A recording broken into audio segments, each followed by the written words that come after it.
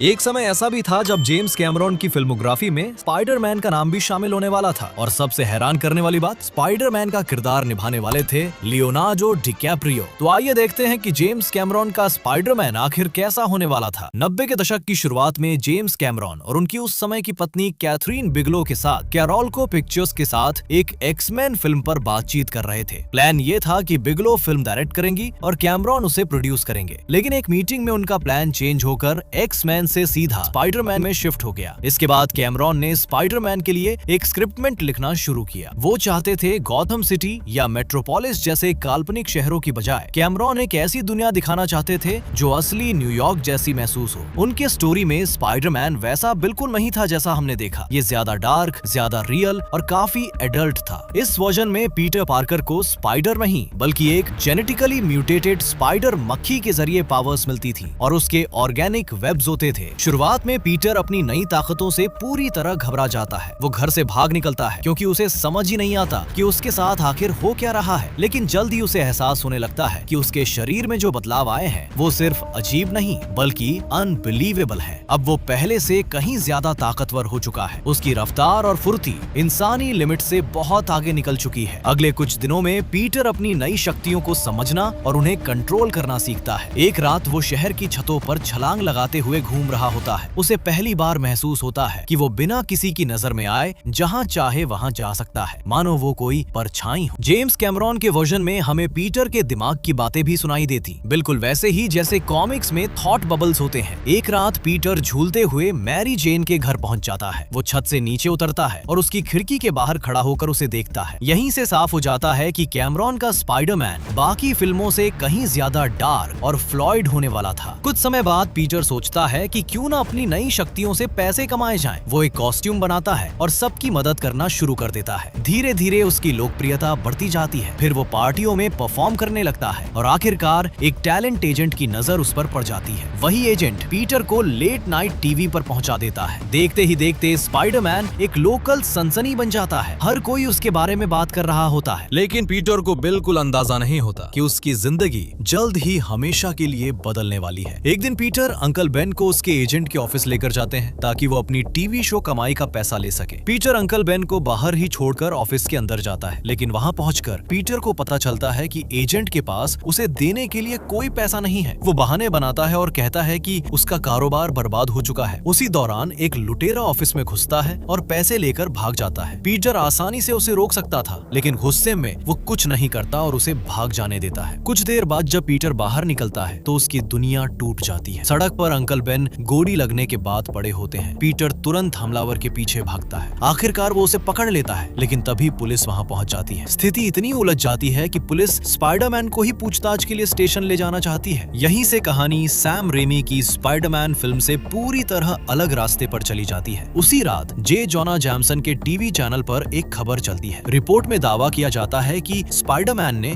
2 police अधिकारियों पर हमला किया है। अब पीटर सिर्फ अंकल बेन को खो नहीं चुका था, बल्कि जनता की नजरों में एक संदिग्ध भी बन चुका था। अंकल बेन की मौत के बाद पीटर पूरी तरह बदल जाता है। अब वो बैटमैन की तरह अपराधियों के पीछे पड़ जाता है। वो अकेले ही शहर में अपराध के खिलाफ जंग छेड़ देता है। हर रात वो अपराधियों का शिकार करता है, यहाँ तक कि एक बार वो 2 पुलिस वालों को भी रोक देता है जो एक संदिग्ध के साथ जरूरत से ज्यादा हिंसा कर रहे होते हैं। स्पाइडरमैन उन्हें जाल में लपेट देता है, लेकिन इस घटना के बाद पुलिस और मीडिया दोनों उसके खिलाफ हो जाते हैं। अब स्पाइडरमैन सिर्फ अपराधियों का दुश्मन नहीं था, वो कानून की नजर में भी एक वांटेड अपराधी बन चुका था। अब एंट्री होती है इस कहानी के विलन की, कार्लटन स्ट्रैंड, जिसे दुनिया इलेक्ट्रो के नाम से जानती है। लेकिन ये वो इलेक्ट्रो नहीं है जिसे हम कॉमिक्स या फिल्मों में जानते हैं। जेम्स कैमरन के वर्जन में इलेक्ट्रो सिर्फ बिजली चलाने वाला सुपर विलन नहीं था। उसने अपनी इलेक्ट्रिकल पावर्स का इस्तेमाल करके कंप्यूटर सिस्टम, बैंक ट्रांसफर और स्टॉक मार्केट को कंट्रोल किया था और इसी वजह से वो अरबों डॉलर का मालिक बन चुका था। लेकिन पैसा उसकी असली मंजिल नहीं थी। स्ट्रैंड का मानना था कि स्पाइडरमैन, सैंडमैन और वो खुद इंसानी विकास का अगला कदम है। ऐसे लोग जो एक तकनीकी दुर्घटना की वजह से आम इंसानों से कहीं आगे निकल चुके हैं। जब इलेक्ट्रो टीवी पर स्पाइडरमैन को देखता है तो वो तुरंत समझ जाता है कि पीटर भी उसी की तरह अलग है। इसलिए वो स्पाइडरमैन को अपने आलीशान महल में बुलाता है। वो चाहता था कि स्पाइडरमैन उसके साथ मिल जाए, उसके और सैंडमैन के साथ एक नई दुनिया बनाए, एक ऐसी दुनिया जहां सुपर ह्यूमन लोग आम इंसानों पर राज करें। लेकिन पीटर उसकी बात मानने से इनकार कर देता देता है और यहीं शुरू होती है स्पाइडरमैन, इलेक्ट्रो और सैंडमैन की पहली बड़ी लड़ाई। ये मुकाबला इतना खतरनाक होता है कि स्पाइडरमैन किसी तरह अपनी जान बचाकर वहां से निकल जाता है। इलेक्ट्रो इस इनकार को एक्सेप्ट नहीं कर पाता। उसे यकीन था कि स्पाइडरमैन आखिरकार उसकी तरफ जरूर आएगा, इसलिए वो एक नई प्लान बनाता है। वो जे जोना जैमसन का टीवी स्टेशन खरीद लेता है। अब उसके पास अनलिमिटेड पैसा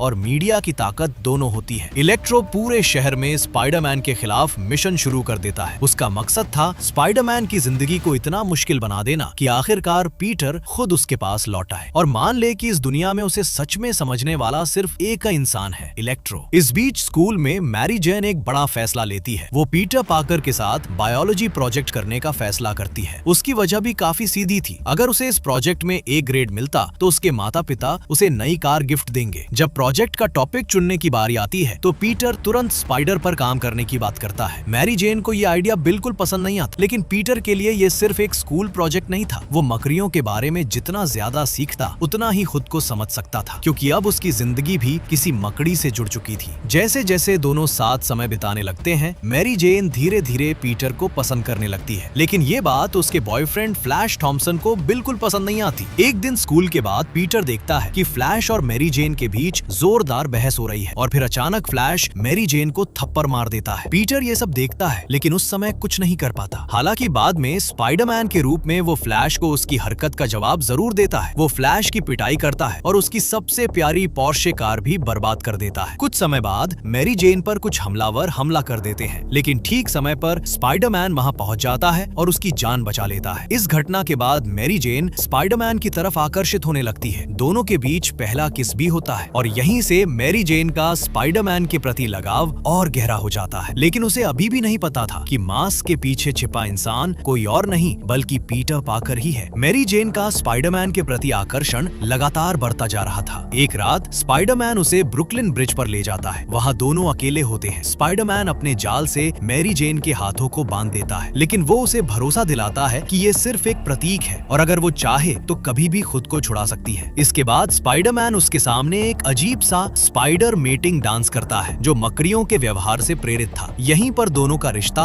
और गहरा हो जाता है। ध्यान देने वाली बात यह है कि मैरी जेन अभी भी नहीं जानती कि स्पाइडरमैन वास्तव में पीटर पार्कर है। उसके लिए वो सिर्फ एक मिस्टीरियस मास्क्ड मैन हीरो है, लेकिन उनकी ये नजदीकी ज्यादा समय तक छिपी नहीं रहती। आखिरकार इलेक्ट्रो को उनके रिश्ते के बारे में पता चल जाता है और यहीं से वो अपने अगले खतरनाक प्लान पर काम शुरू कर देता है। इलेक्ट्रो मैरी जेन को किडनैप कर लेता है। फिर वो पूरी दुनिया को ये विश्वास दिलाने की कोशिश करता है कि मैरी जेन के गायब होने के पीछे स्पाइडरमैन का हाथ है। अब स्पाइडरमैन को सिर्फ मैरी जेन को बचाना ही नहीं था, बल्कि खुद पर लगे आरोपों से भी लड़ना था। पीटर सुरागों का पीछा करते हुए आखिरकार इलेक्ट्रो और सैंडमैन तक पहुंच जाता है और ये रास्ता उसे सीधे न्यूयॉर्क की सबसे ऊंची इमारतों में से एक वर्ल्ड ट्रेड सेंटर की छत तक ले जाता है। वहीं उसका सामना एक बार फिर इलेक्ट्रो से होने वाला था और इस बार दांव पहले से कहीं ज्यादा बड़ा था। वर्ल्ड ट्रेड सेंटर की चोटी पर पहुंचते ही स्पाइडरमैन की मुलाकात इलेक्ट्रो से होती है, लेकिन हैरानी की बात ये थी कि इलेक्ट्रो तुरंत हमला नहीं करता। इसके बजाय वो मैरी जेन को छोड़ देता है। फिर वो स्पाइडरमैन से कहता है कि मैरी जेन सिर्फ एक चारा थी, असल में वो स्पाइडरमैन से अकेले में बात करना चाहता था। एक बार फिर इलेक्ट्रो उसे अपनी तरफ लाने की कोशिश करता है। वो समझाता है कि दोनों एक जैसे हैं, दोनों आम इंसानों से अलग हैं, दोनों ऐसी शक्तियों के मालिक हैं जो बाकी दुनिया के पास नहीं है। कुछ पल के लिए पीटर उसकी बातों के बारे में सोचने भी लगता है, लेकिन फिर इलेक्ट्रो उसे करोड़ों डॉलर देकर अपनी टीम में शामिल होने का ऑफर देता है और यहीं पीटर समझ जाता है कि इलेक्ट्रो की असली सोच क्या है। स्पाइडरमैन एक बार फिर उसका ऑफर ठुकरा देता है। ये बात इलेक्ट्रो को पसंद नहीं आती। गुस्से में वो मैरी जेन को पकड़ लेता है और फिर अपनी बिजली की शक्तियों से उसे जोरदार झटका देता है। मैरी जेन बेहोश होकर गिर जाती है। कुछ ही पल बाद इलेक्ट्रो उसे वापस होश में ले आता है। ये सब देखकर पीटर का गुस्सा फूट पड़ता है। अब ये सिर्फ एक लड़ाई नहीं रह गई थी, ये पर्सनल हो चुकी थी। स्पाइडरमैन पूरी ताकत के साथ इलेक्ट्रो और सैंडमैन पर टूट पड़ता है। जबरदस्त लड़ाई के बीच वो मैरी जेन को सुरक्षित जगह पहुंचाने में कामयाब हो जाता है। एक सीढ़ी घर में मैरी जेन उससे कहती है, मैं तुमसे प्यार करती हूँ, और स्पाइडरमैन सिर्फ एक शब्द में जवाब देता है, कूल। इसके बाद वो आखिरी बार इलेक्ट्रो और सैंडमैन का सामना करने लौटता है। यही वो लड़ाई थी जिसे जेम्स कैमरन ने रियल बर्न बर्नर कहा था, यानी एक ऐसा क्लाइमैक्स जो पूरी फिल्म को हिला कर रख दे। अंतिम लड़ाई अब अपने चरम पर पहुंच चुकी थी। स्पाइडरमैन एक साथ इलेक्ट्रो और सैंडमैन दोनों का सामना कर रहा था। लड़ाई के दौरान पीटर एक चाल चलता है। वो सैंडमैन को ठीक इलेक्ट्रो की बिजली की चपेट में ला देता है। जैसे ही शक्तिशाली बिजली सैंडमैन के शरीर से टकराती है, उसका रेत का शरीर पिघलकर कांच में बदल जाता है। इस तरह सैंडमैन का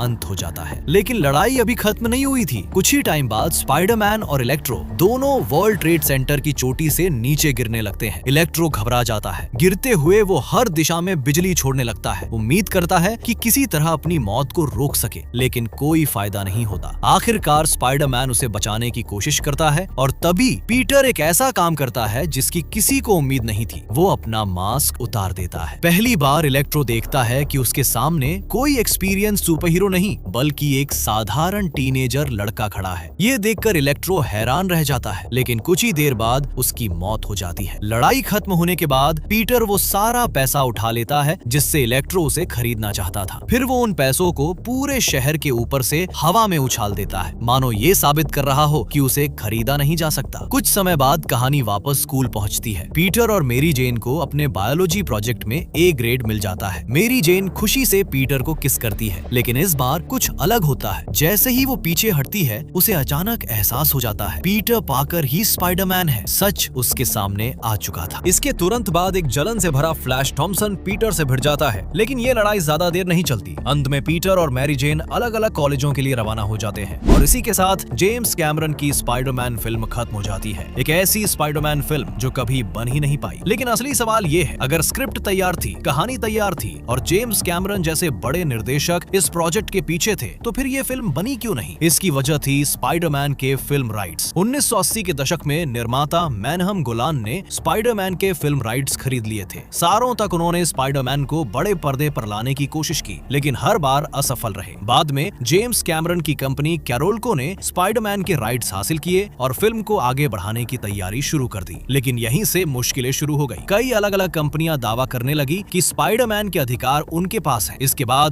बाद एक मुकदमे शुरू हो गए। हालात इतने खराब हो गए कि कोई भी ये तय नहीं कर पा रहा था कि आखिर स्पाइडरमैन का मालिक कौन है। जेम्स कैमरन बार बार इस फिल्म को बनाना चाहते थे, यहाँ तक कि टाइटैनिक के बाद भी वो स्पाइडरमैन बनाने के लिए तैयार, लेकिन कानूनी लड़ाइयां खत्म होने का नाम नहीं ले रही थी। आखिरकार कैमरन को इस प्रोजेक्ट से दूर होना पड़ा और यहीं से सब कुछ बदल गया। स्पाइडरमैन नहीं बना, लेकिन इस असफलता ने जेम्स कैमरन को एक बड़ा सबक दिया। उन्होंने तय किया कि अब वो दूसरे लोगों के किरदारों पर फिल्म बनाने की बजाय अपनी खुद की दुनिया बनाएंगे। और फिर कई साल बाद उन्होंने बनाया अवतार, एक ऐसी फिल्म जिसने विजुअल इफेक्ट्स की दुनिया को हमेशा के लिए बदल दिया। यही वजह है कि जेम्स कैमरन अक्सर स्पाइडरमैन को अपनी सबसे महान अधूरी फिल्म कहा करते थे, क्योंकि अगर ये फिल्म बन जाती तो शायद हमें अवतार कभी देखने को ही नहीं मिलता। और सोचने वाली बात यह है, अगर जेम्स कैमरन का स्पाइडरमैन सच में बन जाता तो क्या ये अब तक की सबसे बड़ी स्पाइडरमैन फिल्म होती?